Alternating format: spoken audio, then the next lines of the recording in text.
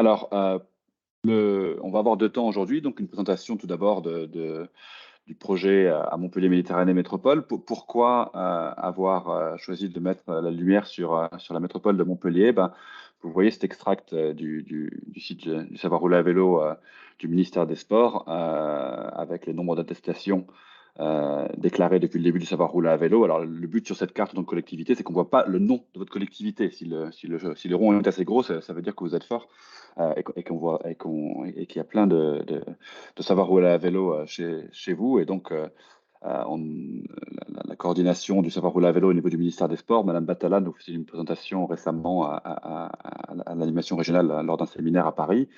Et elle donnait cette statistique intéressante que parmi les départements avec les 10 plus grandes villes de France, seul l'Hérault, donc avec Montpellier, a atteint ses objectifs 2022 de savoir rouler à vélo tel que défini par le ministère des Sports. Et clairement, moi qui suis sur ce département, les chiffres de Montpellier et de sa métropole contribuent en grande majorité à ce résultat. Donc, je pense que ça pourrait être intéressant pour vous de voir comment la métropole s'y est pris. Une des réponses, c'est que ça fait longtemps qu'elle travaille dessus, donc elle a eu le temps de bien défricher le terrain. Et donc, ça peut être intéressant pour vous, pour gagner du temps, d'entendre comment il procède et peut-être de s'en inspirer. Donc, cette présentation durera à peu près 45 minutes, mais on va la découper en 3 parties, hein. On va contextualiser un petit peu l'approche de la métropole, puis partir sur les détails du montage de la convention elle-même et du montage financier de la subvention, puis une partie sur comment la communication a eu lieu avec les communes de la métropole. Donc, il y aura de nombreux temps pendant cette présentation pour vous poser vos questions. Ce que je vous propose, c'est peut-être de poser vos questions à l'écrit dans le chat, et on fera des pauses régulièrement où vous pourrez prendre la parole si vous le souhaitez pour poser votre question à Thomas. Donc, alors, je ne perds jamais une occasion de vous montrer la belle équipe. J'imagine que vous les connaissez bien, mais petit rappel que nous sommes 16 sur le territoire et que vous avez tous un ou une animatrice régionale sur lequel vous pouvez vous appuyer pour toute coordination. Voilà, contrairement aux services de l'État et des services dans les collectivités, nous sommes à 100% sur le savoir rouler à vélo, donc nous connaissons quand même très bien les différents acteurs du territoire et on peut vraiment vous aider dans votre projet. Je te donne la parole, Thomas. Merci beaucoup Charles. Bonjour, bonjour à tous. Voilà, bah, merci parce que, déjà de m'inviter, de donner la parole, de nous donner la parole pour faire ce retour d'expérience. Je ne sais pas si ce sera vraiment un modèle, transposable, je pense pas puisque on verra que, chaque territoire a sa spécificité, mais, au moins de profiter de ce moment pour faire ce retour d'expérience et puis échanger et puis, idéalement, bah, par la suite qu'on puisse, échanger, profiter aussi de vos retours, et de s'enrichir, mutuellement. Voilà. Alors, pour commencer, donc, Charles disait que, bon, on avait commencé avant. En fait, c'est dès le mandat, en fait, le début du mandat de Michaël Delafosse, qui a été inscrit un certain récit sur, la ville à hauteur d'enfant. C'est pour ça que je me suis permis cette, première slide avec, des photos de Robert Doisneau, parce que je ne trahis pas son discours. En fait, il lui arrive même de citer ces photos-là. Alors peut-être pas celle-ci, celle que j'ai trouvée sur internet, mais, au moins on voit que dans le récit, dans quoi on veut inscrire le territoire. C'est-à-dire on a acté que, bah, la voiture avait pris beaucoup trop d'importance, ces dernières décennies, qu'il s'agit maintenant de renverser, la tendance. Et donc, on va voir que, bah, on part du point de vue de l'enfant en se disant que, bah, si ça convient aux enfants, tout le monde va en profiter, et c'est comme ça qu'on va avoir un territoire et une ville, apaisée, et c'est le but recherché. Donc, on s'en prend aux voitures, on reprend de la place pour les voitures et donc en contrepartie, on va, développer la politique sur, 2 principaux axes. Les transports collectifs, d'un côté, avec un gros effort d'investissement et en fonctionnement avec la gratuité à la fin du mandat, la mise en place de la ligne 5 de tramway et un réseau de bus tram, puisqu'il y aura 5 bus tram, 5 lignes de bus tram, donc bus à haut niveau de service, comme vous le savez, qui seront en service normalement avant la fin du mandat. Et puis, heu, une autre orientation, un autre axe qui sont, les modes actifs avec un billet de 100 millions d'euros sur, la totalité du mandat qui se décline en plusieurs, piliers puisqu'on a bien compris que, pour que ça fonctionne, il fallait bien raisonner en termes de système vélo, donc avec l'ensemble du système vélo comme on a pu l'avoir avec le système voiture. Donc, avec, un réseau express vélo, des infrastructures cyclables, et puis, donc pour ça, on s'est fait aider, par une AMO, hein, une assistant à maîtrise d'ouvrage, qui s'appelle Copenhagen Eyes, qui nous a aidés au début à définir le réseau express vélo et puis à concevoir, les premières études, les premiers axes d'aménagement, sur la ville. Et puis on a aussi un axe sur, l'aide à l'achat de VAE, et la réparation. Pour vous donner un ordre d'idée, on en est à, 30 000, dossiers, traités ou en cours de traitement, donc multiplié par 500 € de prime à l'achat d'un VAE, donc ça donne une certaine idée de l'engagement. Alors, je ne sais pas si c'est ce qu'on voit sur le territoire, mais en tout cas, ce qu'on peut observer, c'est qu'il y a eu une explosion de la pratique, sur le territoire. Hem voilà, ceci accompagne ce mouvement-là et puis, évidemment, voilà et c'est notre sujet, il s'agit, en rapport avec la ville à hauteur d'enfant, de déployer le savoir rouler à vélo sur l'ensemble du territoire. Donc, pour ça, on a été, hem, on a été informé de l'existence du dispositif du savoir rouler à vélo puisque ça fait, un moment qu'on est en contact avec, des référents de la FUB. Donc évidemment, compte tenu de l'engagement du mandat, l'exécutif a souhaité, s'engager et développer, s'appuyer sur ce dispositif-là pour pouvoir, voilà, déployer, l'enseignement et le savoir rouler à vélo sur l'ensemble du territoire. Alors on a démarré effectivement, par une première délibération, à la fin de l'année 2021. Donc dans un premier temps, hem, on s'est demandé, comment par quel type de mécanisme on pouvait, la métropole pouvait, s'engager sur cette voie-là. Sachant que, alors je regarde un petit peu si vous permettez, heu, voilà, ce sera la slide d'après donc, non, non, Charles, tu peux revenir, hein. Là, on se demandait pourquoi les mi là, je voulais vous dire pourquoi 1 500 attestations, savoir rouler à vélo.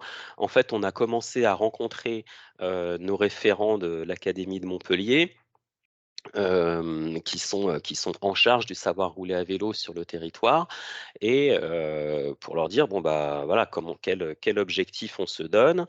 et au prorata par rapport aux objectifs donnés au niveau national, il nous a semblé que 1 500 attestations, pour 2022, ce serait, un objectif ambitieux qui serait, un petit peu au-dessus des objectifs, nationaux et donc on est parti là-dessus. Or, avec 4 500 élèves scolarisés en CM2, sur l'année scolaire 2021-2022, cela représentait 30 des élèves scolarisés. Voilà, c'est comme ça qu'on est arrivé à déterminer ce taux de 30 d'aide, qu'on retrouvera ensuite dans la convention. Voilà, donc vous pouvez m'arrêter à n'importe quel moment, hein, si vous le souhaitez, si quelque chose n'est pas clair. Hem, voilà.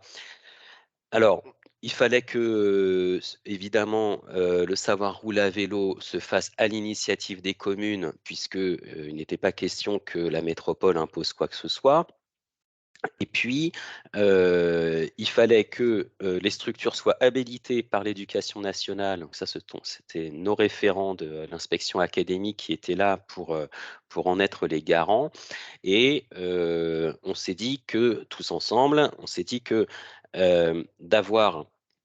de donner l'initiative aux communes et de s'appuyer sur des structures locales, c'était le meilleur moyen de répondre aux besoins réels des enfants au plus près du terrain pour un changement durable des habitudes. Je l'ai repris la phrase telle quelle puisque c'est celle qui apparaît dans la délibération. Donc là, on peut passer à la slide suivante pour cette parenthèse juridique. Puisque, quand on m'a demandé de trouver un système, un dispositif pour, aider les communes à déployer le savoir rouler à vélo, donc je ne l'ai pas fait tout seul dans ma petite tête. J'en ai discuté avec, des collègues, notamment du pôle juridique, pour savoir quel était le meilleur système. Parce qu'au départ, on m'a dit: «Bon, bah, rédige les pièces, d'un cahier des charges pour, un appel à manifestation d'intérêt» et un ami. Et donc bon, bah, voilà, donc je me suis exécuté, j'ai présenté le projet de cahier des charges au service, juridique et là, s'en est suivi plusieurs échanges en disant: «Mais là, il y a un problème de compétences. Nous, métropole, on est compétents en matière de mobilité, transport et déplacement. Les communes sont compétentes sur l'éducation, ce que nous ne sommes pas. Donc, si on vient lancer une procédure qui va avoir une structure qui va intervenir sur l'ensemble du territoire et les 31 communes, on risque d'avoir, voilà, si cette structure existe, si une telle structure a de telles capacités, on risque d'avoir une formation, hors sol. De plus, hors sol, puisque on aura une seule structure qui ne connaîtra pas le terrain et qui sera chargée de s'organiser avec, les mairies, les écoles pour organiser le savoir rouler à vélo, sur toute l'année avec, 1 semaine chacun et on risque d'avoir, une sorte de formation en mode, industriel, qui risque de ne pas répondre vraiment aux besoins des élèves, des communes, des particularités du terrain, puisque, ouais, je ne sais pas comment c'est sur, vos territoires, respectifs, mais, il semblerait que, en fait, ce dispositif, il soit surtout intéressant pour les communes qui sont, dans le périurbain ou, plutôt rural, autour de, la ville-centre, de la métropole, en tout cas pour ce qui nous concerne. Donc il s'agissait de trouver un dispositif qui, ne substitue pas non plus aux compétences des communes, à savoir si on met en avant la compétence, mobilité, sachant que les communes, par définition, ont déjà,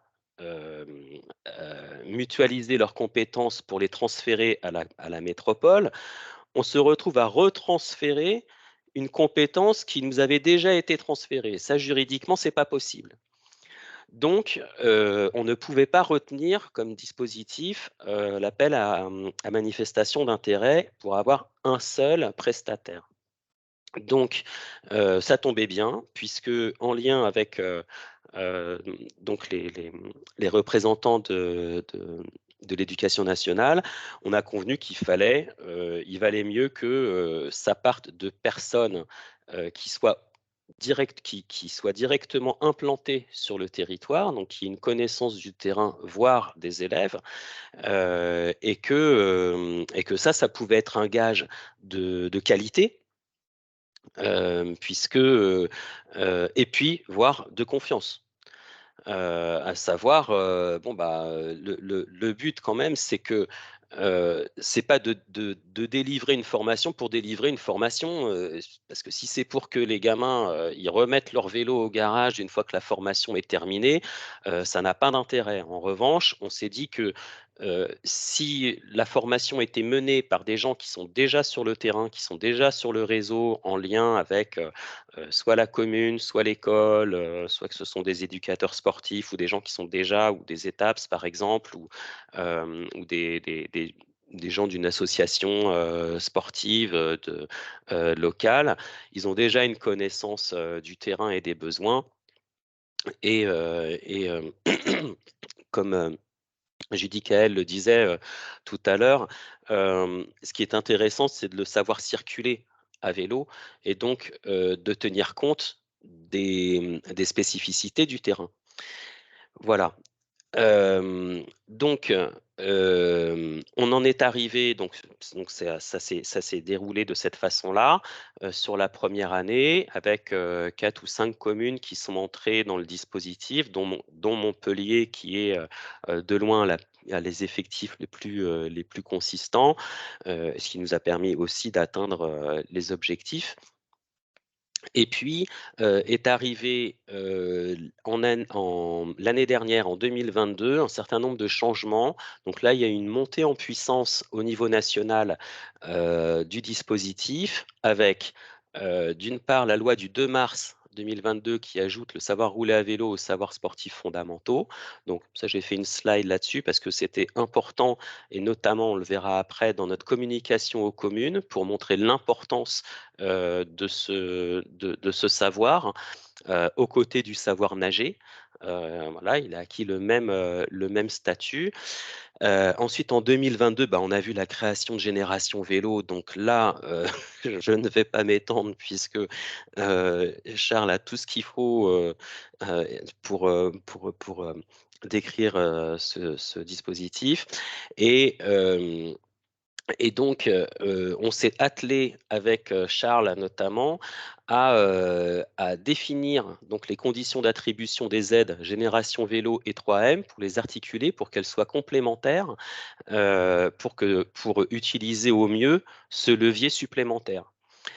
Et également communiquer et accompagner les communes. Et donc, ce faisant, vu que la loi du 2 mars 2022 s'est accompagnée d'une sorte de formalisation de la part du ministère sur la façon de mener le savoir rouler à vélo, ça a donné lieu à des publications qui, en termes de contenu, sont venues préciser les façons dont les différentes façons de mener l'enseignement du savoir rouler à vélo, et notamment et surtout, et c'est pour ça qu'on a insisté, il s'est agi de mettre l'accent sur la qualité de l'enseignement du bloc 3, puisque c'est le dernier, et c'est là qu'on arrive vraiment à ce qui est le plus intéressant, à savoir l'autonomie de l'enfant sur son territoire, et qui puisse ensuite se déplacer à vélo en toute confiance. Voilà, donc Excuse-moi, je t'interromps, est-ce qu'il y a des oui, oui. questions pour l'instant? Voilà, merci Judicaël, il précise que 3M, c'est l'acronyme pour Montpellier Méditerranée Métropole, et GV, c'est Génération Vélo. Euh, Est-ce que dans ce point de contextualisation intéressant, je trouve, hein, dans l'approche à la fois politique et technique, est-ce que tout est clair? Est-ce qu'il y a des demandes précises, ou est-ce qu'on continue à avancer? Écoute, pas de questions en général, ça signifie que c'est très clair. Donc, euh, super. Je propose peut-être, Thomas, On verra plus tard. ces trois slides étaient. Alors, il y a une question de Mehdi. Si tu veux prendre la parole, Mehdi, tu peux la poser à voix haute. Oui, merci Charles. C'est justement comme il y avait un distinguo entre les aides attribuées par la métropole et celles attribuées par Génération Vélo, est-ce que Thomas, c'est possible de juste brosser rapidement les conditions d'attribution? Ta question vient à un point parce que justement, Parfait. on va rentrer dans les détails. Et si ça répond à tes questions, tant mieux. S'il y a encore des questions ensuite, tu auras tout le loisir de rentrer dans les détails de la convention et de la subvention. Vas-y Thomas, c'est à toi. Ok, donc on entre directement dans le vif du sujet. On a vu que on a vu tout à l'heure que les 1500 élèves enfin les 1500 attestations qui constituaient l'objectif à atteindre en 2022 représentaient 30% de la classe d'âge de CM2. Et donc on s'est dit on va attribuer une subvention de 30% à chaque commune sur la base d'un coût moyen de 80 € par élève. Les 80 € par élève, c'est le coût moyen qui a été estimé, défini par l'inspection académique. Donc on s'est basé là-dessus. On a récupéré les effectifs pour chaque commune du nombre d'élèves scolarisés en CM2. Et donc, ça nous a fait un nombre d'élèves qu'on a multiplié par 80 € et 30%, et ça donne un montant plafond pour chaque commune que la métropole peut attribuer sous réserve de prestations effectuées par un prestataire extérieur. Donc ça, cette précision est très importante. Prestation extérieure pour le savoir rouler à vélo. Donc ça nous a donné pour donc le tableau là qu'on voit à droite, où on a les 31 communes et pour chacune d'elles, un montant plafond qui est défini, qui nous donne un montant total d'un peu moins de 120 000 € pour l'ensemble de l'année. Je ne rentre pas dans les détails, hein, si vous le souhaitez. On a eu plein de questions qui se posaient, puisque on raisonne du côté de l'éducation sur l'année scolaire qui va de septembre de l'année N à juin de l'année N+1, sachant que nous, au niveau budgétaire, on raisonne en année civile de janvier à décembre. Voilà, donc là, ça pose quelques petites questions techniques, voilà, mais c'est vraiment annexe. Voilà. Donc, là-dessus, ce qu'on s'est dit, c'est que Génération Vélo, c'était un dispositif national et que il y avait un traitement qui était fait, enfin une instruction plutôt de chaque demande, de chaque dossier, avec des règles qui sont très claires, très transparentes. Par exemple, un montant plafond de 850 €, une règle de financement de 50%, et à partir du moment où le prestataire, et donc je parle sous ton contrôle, hein, Charles, bien sûr, à partir du moment où le prestataire est reconnu habilité pour mener cette prestation-là, alors sur la base du devis, la prestation est actée, ainsi que le montant de la prestation sur la plateforme Génération Vélo. Donc ça veut dire que le montant qui va être alloué de la part de Génération Vélo est connu avant que la prestation se déroule. Or, pour nous, métropole, on ne paye que sur devis, c'est-à-dire sur service fait. Donc il était normal qu'on vienne ensuite, dans un second temps, en complément de la prestation versée ou dont on est sûr qu'elle va être versée par Génération Vélo. Donc, on a un premier devis de la part de la commune qui donne lieu à la validation d'une subvention selon les règles énoncées par Génération Vélo. La commune effectue la prestation auprès du prestataire extérieur agréé, habilité, lequel prestataire facture à la commune le montant de la prestation et ensuite présente à la métropole le montant qu'elle a payé, qu'elle a versé. La métropole, donc par son service, c'est-à-dire moi, calcule donc le solde qui reste à payer pour la commune et va utiliser le montant plafond en complément du montant qui aurait été versé par Génération Vélo. Dans la limite de 100%, bien sûr, puisqu'il n'est pas question que la commune fasse un bénéfice sur le savoir rouler à vélo. Voilà, c'est évident, mais ça va mieux en le disant. Donc, donc voilà, je ne sais pas si c'est clair. Génération Vélo définit le montant qui va être versé. La commune effectue la prestation pour le montant qui est prévu.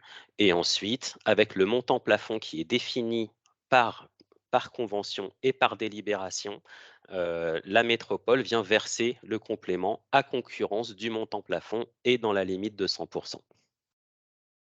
Est-ce que Voilà. c'est clair ou pas? Voilà comment ça s'articule.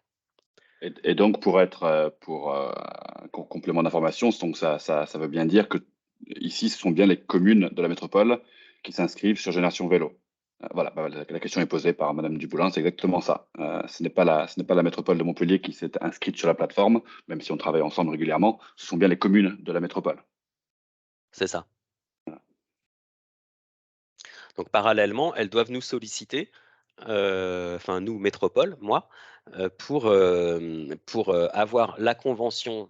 Bien, au moment où elle fait sa demande, son inscription sur Génération Vélo, il faut aussi qu'elle rentre en contact avec voilà, la direction de la mobilité de la métropole pour avoir le modèle de convention qu'il va s'agir de signer, hein, entre le responsable de la commune et pour nous, en l'occurrence, la vice-présidente directement en charge des mobilités. Sachant qu'on a fait une délibération pour engager, pour réserver l'enveloppe budgétaire d'environ 120 000 € à cette fin-là, pour avoir des crédits. Est-ce qu'il y a d'autres questions là-dessus?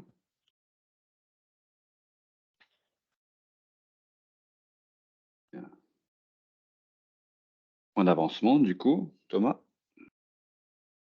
Où est-ce qu'on en est? Ouais, aujourd'hui, il y a la moitié des communes qui a demandé, qui s'est montrée intéressée, donc qui a demandé une convention, qui a l'intention de le faire ou qui est déjà engagée dans la prestation. Il y en a même qui sont allés encore plus loin, à savoir que, ils ont profité de la subvention, au début et puis maintenant ils font tout en interne. Voilà, c'est aussi, un effet, de la proposition, hein, de Génération Vélo, du dispositif de formation des formateurs, et donc qui fait que, maintenant ils peuvent avoir des agents, consacrer des étapes et réaliser le savoir rouler à vélo en interne, et donc on leur demande de bien vouloir nous informer parce que, à partir du moment où c'est fait en interne, ça ne donne plus lieu à un paiement d'un prestataire extérieur par définition, et donc ils sont plus obligés de nous informer de ce qu'ils font. Voilà. Or nous, voilà, on leur dit: «Bon, nous, on voudrait mener cette politique-là à l'échelle de la métropole. Donc, même si vous ne sollicitez plus nos subventions, tant mieux pour vous. Ça veut dire que vous avez pris la mesure de l'importance du savoir rouler à vélo.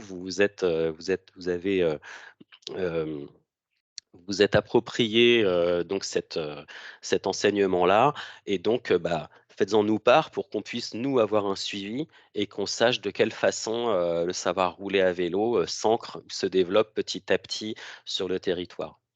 Et je pense que Voilà. c'est vraiment intéressant. Cette partie, ce tableau est intéressant et ses résultats sont intéressants. Avant le déploiement de votre conventionnement avec les communes et l'arrivée de Génération Vélo, j'avais regardé, il y avait 4 communes de la métropole qui avaient commencé à faire du savoir rouler à vélo. Donc voilà, sans cette coordination et cet appui et ce soutien humain et financier de la métropole et ensuite de Génération Vélo, on était à 4 communes donc c'était bien en dessous des 1 000 élèves. Aujourd'hui, on a plus de 17 communes, c'est plus de la moitié des communes de la métropole. Je vous rappelle qu'au-delà des objectifs actuels du ministère des Sports départementaux, l'ambition telle qu'annoncée à l'échelle gouvernementale, c'est 800 000 enfants par an à l'horizon 2027. Ce chiffre, c'est pas par hasard, hein, c'est toute une classe d'âge, tous les ans, donc tous les CM2, tous les ans. Voilà. Donc dans cette optique de généralisation du savoir rouler à vélo, je pense que là on voit bien comment le rôle d'une métropole pour vraiment partir sur une massification de l'apprentissage.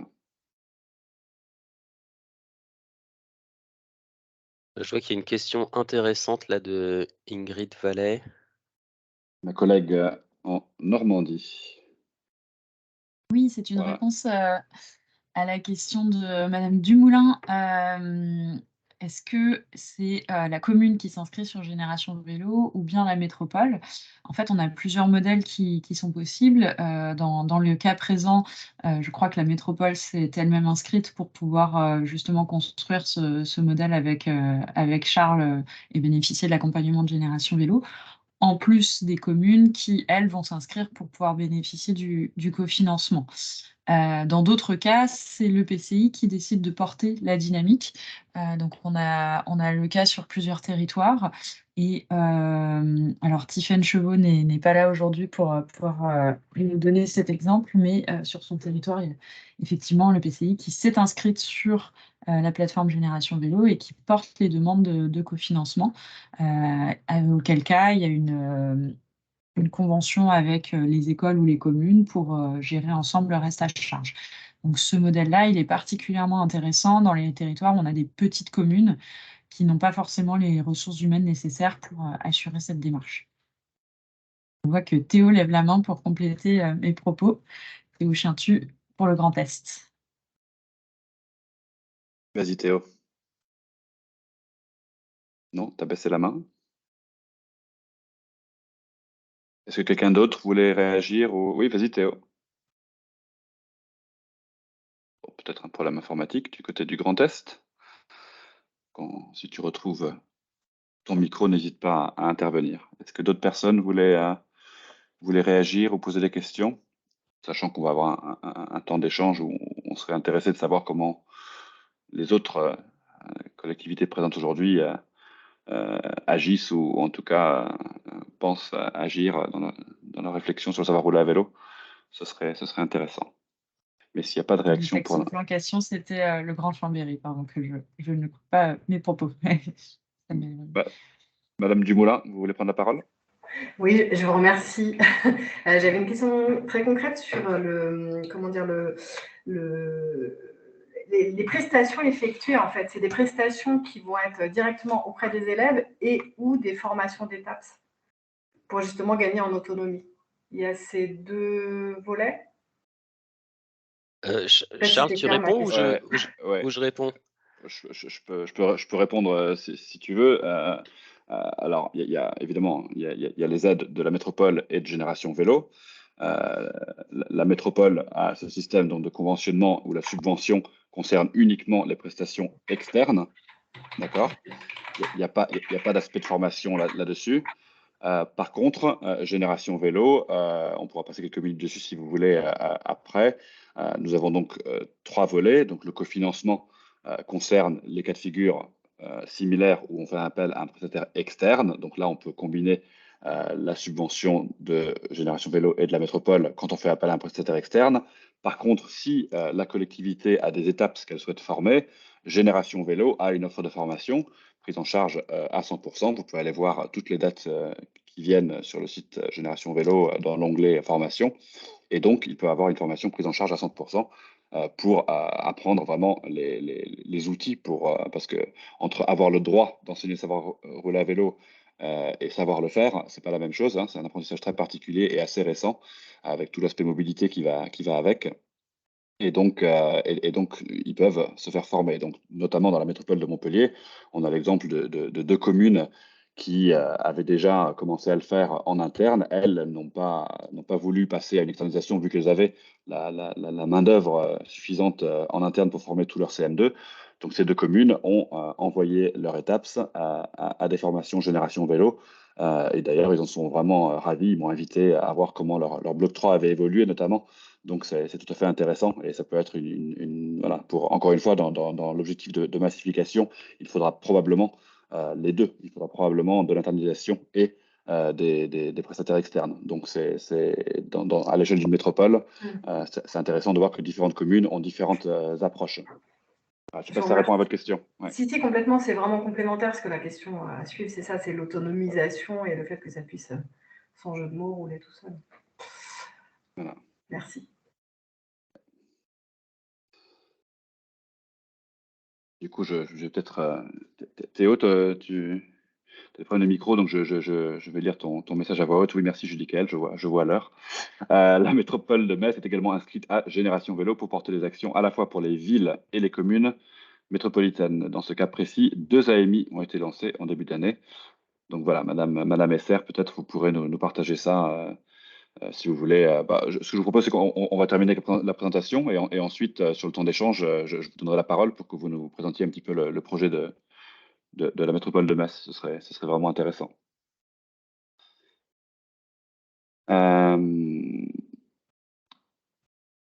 Voilà, donc sur cette slide-là, en fait, c'était simplement pour rappeler donc l'importance du bloc 3.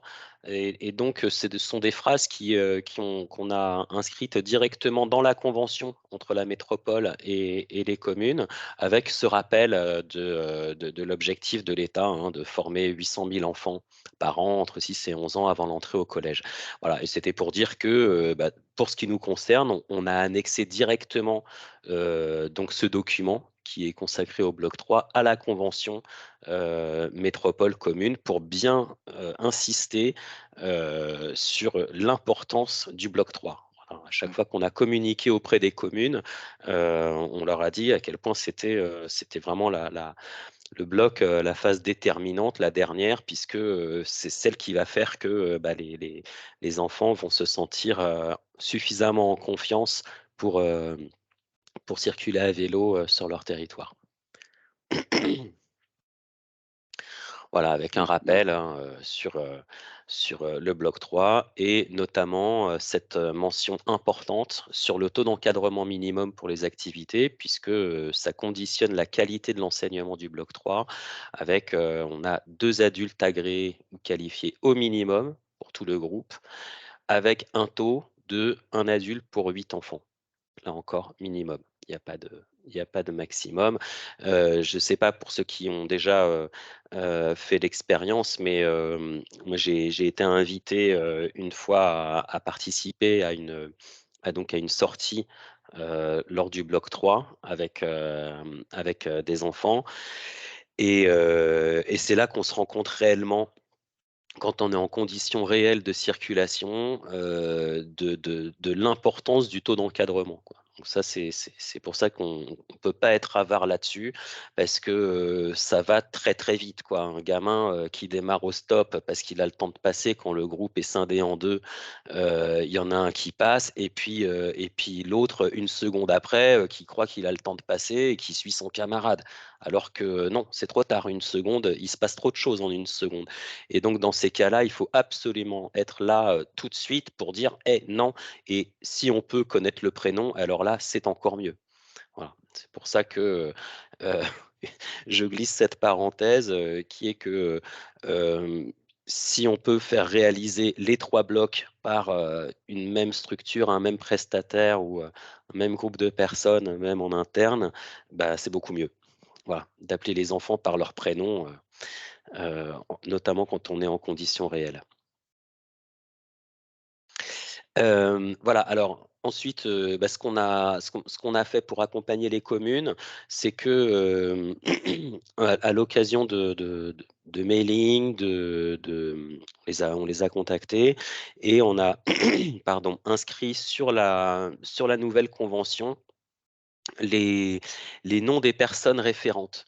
Ce qu'on s'est dit, c'est que, pour que les communes, notamment, les plus petites structures, soient le plus enclines à se lancer dans l'aventure, il fallait que ce soit, le plus simple possible, qu'elles soient le plus possible accompagnées. Donc avoir un nom, un numéro de téléphone, donc là, on avait mis leur mail, mais 2 personnes à contacter, dans quel ordre, donc avoir les référents pour l'inspection académique, pour Génération Vélo. Donc le nom de Charles Dassonville apparaît sur les documents, et lors de nos documents sur nos documents de communication, il apparaît aussi. Et il nous a paru très important que les référents apparaissent et qu'ils puissent à tout moment poser une question sur la mise en œuvre, quelle qu'elle soit, pour être au mieux accompagné. Et ça, je pense que ça a compté et ça a participé de la dynamique qu'on a observée aussi en 2022, quoi. De savoir qu'il y avait maintenant il y avait au moins 2 dispositifs d'aide et que chacun était là, présent. euh, pour répondre, ben, voilà, ça a été, rassurant, plutôt clair, plus transparent et sur les conditions de mise en œuvre, et de financement et d'accompagnement. Donc voilà, à quoi sert cette slide? C'est à rappeler que, le fait d'afficher des référents et de montrer, qui fait quoi et à quel moment, ben, on pense que ça a compté, dans la dynamique qu'on observe.